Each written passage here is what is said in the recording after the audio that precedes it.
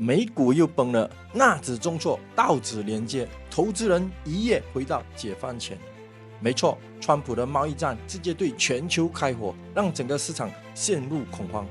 你有没有想过，川普到底在想什么？他是真的想搞垮市场，还是有更大的算盘？今天我们就来拆解这场川普式震撼交易背后隐藏的逻辑，看看他对股市到底是怎么看的。下次访问内容：第一，周末与世界各地领导人谈判的内容；第二，关于刻意操纵市场崩盘；第三，关于贸易战会不会导致通膨的问题；第四，关于抖音的进展；第五，中国外交部已经发声，你怎么看？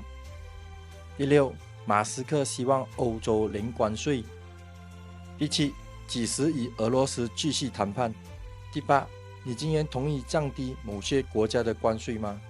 Trump, this weekend, you talked to a lot of leaders this weekend. Can you tell us, sir, were there any deals made? I spoke to a lot of leaders, European, Asian, from all over the world.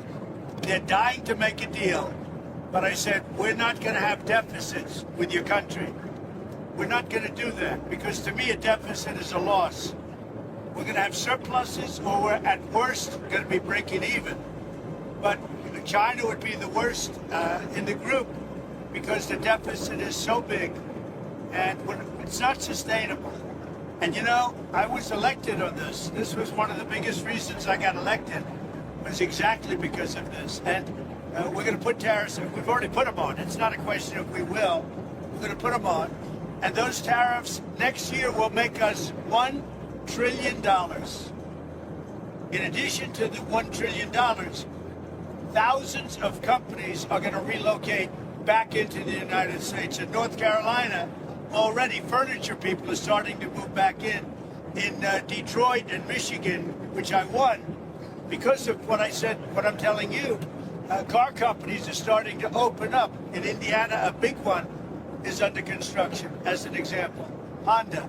But they're moving in like nobody's ever seen this before. So it's unsustainable for us to allow China to have surpluses of $1 trillion. We will be taking in over $1 trillion over the next short period of time with the tariffs that I've already instituted. They're already in place. Now, what's going to happen with the market, I can't tell you, but I can tell you our country has gotten a lot stronger. And eventually, it'll be a country like no other. It'll be the most dominant country economically in the world, which is what it should be. Is there a Trump put though? Is there pain in the market? At some point, you're unwilling to tolerate this idea of a Trump put. Is there a threshold?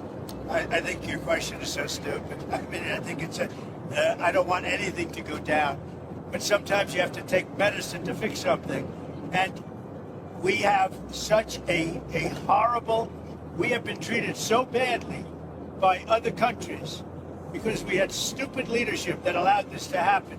They took our businesses, they took our money, they took our jobs, they moved it to Mexico, they moved it to Canada, they moved a lot of it to China, and it's not sustainable. We're not going to do it. Now we have hundreds of billions of dollars is pouring into our country on a monthly basis. It's pouring, it's already started because I put tariffs on. And eventually it's going to straighten out and our country will be solid and strong again. On the idea of crashing the markets on purpose, there's been some speculation, partly because of the video that was posted on Truth Social, that there was some sort of deliberate effort on your part to have the market sell off. Can you talk about that one? No, that's not so. But I do want to solve the deficit problem that we have with China, with the European Union and other nations. And they're going to have to do that. And if they want to talk about that, I'm open to talking. But otherwise, why would I want to talk? And as you know, because of the tariffs, we have $7 trillion already committed to be invested in the United States, building auto plants, building chip companies, and all sorts of companies are coming into our country at levels that we've never seen before. Biden had nothing coming in. This was a dead company with This was a dead country with Biden. He didn't know what he was doing. And that's now been proven at least. It's summer, early fall, and people are doing their back-to-school shopping. Do you think they'll have inflation to worry about at that point? I think there's not going to be. I don't think inflation's going to be a big deal because if you look at me, I took in hundreds of billions of dollars. This is not new to me. I took in during my 4 years hundreds of billions of dollars from China, and we also took in a lot of money from other countries, but in particular China, because it was just getting started, and we had no inflation. Who had inflation was Biden. Biden had the worst inflation in the history of our country. I had no inflation. We had a perfect country. We had no wars. I ended them all. I defeated ISIS. Everything was good. And then when this numbskull got in, as they really call themselves now, numbskulls, but when he got in, bad things happened to our country, including our open border. And now we're doing very well with, we have the best numbers on the border that we've ever had. Sir, about TikTok, there was a report that there was about to be a deal, but China changed its mind because of the tariffs. I'd say it was largely true. The report is that we had a deal pretty much for TikTok. Not a deal, but pretty close. And then China changed the deal because of tariffs.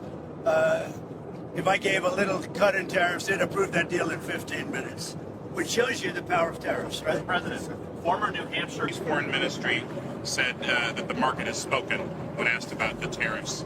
What do you make of that? The market has spoken when they look at the fact that we have $1 billion trade deficit. When you look at the trade deficit that we have with certain countries, way over $1 billion per country.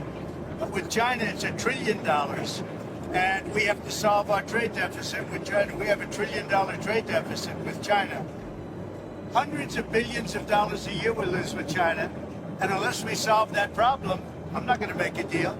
Now, I'm willing to deal with China, but they have to solve their surplus. We have a tremendous deficit problem with China. They have a surplus of at least $1 trillion a year. I think it's like $1.1 trillion. And I want that solved. And no other president's taken it on. I had to take it on the last time, and then we had a rigged election. No other president's taken it on. And so China is, they say the market's spoken. The market, China is right now taking a big hit because everyone knows we're right. They have to pay tariffs because otherwise we have a surplus, that they have a surplus with us that is not sustainable. Mr. President. And we're talking about $1 trillion, you know that, right? We're not going to lose $1 trillion for the privilege of buying pencils from China again. Elon Musk has said he hopes for zero tariffs between the U.S. and Europe. Is that a place you'd like to also get to? Well, the problem is that Europe has made a fortune with us. Europe also has had a tremendous surplus with the United States. Europe has treated us, it's a little smaller, but they've treated us very, very badly. China has, but Europe has also. Europe has been very, very bad to us. Europe has taken our leaders for a ride. They don't take our cars. They don't take our food products. They don't take anything. And we take their cars, Mercedes, Volkswagen, BMW. We take their millions of cars. They take no cars. They don't take our farm product. They don't take anything. Europe's treated us very badly. We put a big tariff on Europe. They are coming to the table. They want to talk.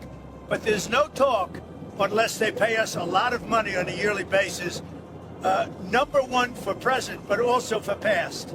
Because they've taken a lot of our wealth away, and we're not going to allow it to happen. Sir, have you talked to any tech leaders over the weekend about the tariffs? Yeah, I talked to the biggest in the world. I talked to the biggest of them all. Many of them, but I've talked to, I would say 4 or 5 that are considered the biggest. They don't, you know what they said? We don't blame you. Who did you talk to? I don't want to say. I'll put it out. I may give it to you. NVIDIA CEO? I have to find out if they mind. I don't know if that was a confidential call or not, but we had 5 or 6. I've spoken to many countries. They all want to do, just so you understand the power of what I'm doing. Every country is calling and being very solicitous of us. Very, very nice. They're being very nice. And we have to be able to justify. This is not sustainable. The United States can't lose $1.9 trillion on trade.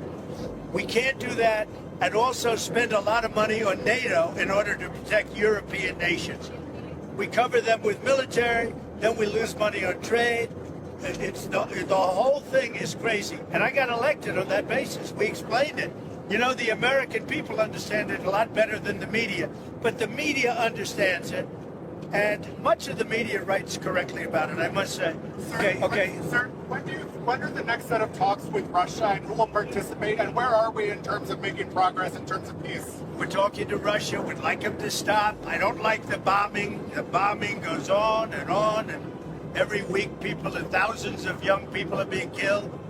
And it's a horrible thing that should have never started, would have never started if I were president, 100%. Tariffs for any of the countries that you spoke to today. So we can What you make understand, sure- Jennifer, you have to understand this. We have massive surplus countries that we're dealing with. We have massive deficits. We've got to straighten that out because you can't continue to be that way. It's been that way for years now, and it can't go on any longer. And we're the piggy bank. We have all the advantages. Forget markets for a second. We have all the advantages. We'll get it straight out. We're going to become a wealthy nation again. Wealthy like never before.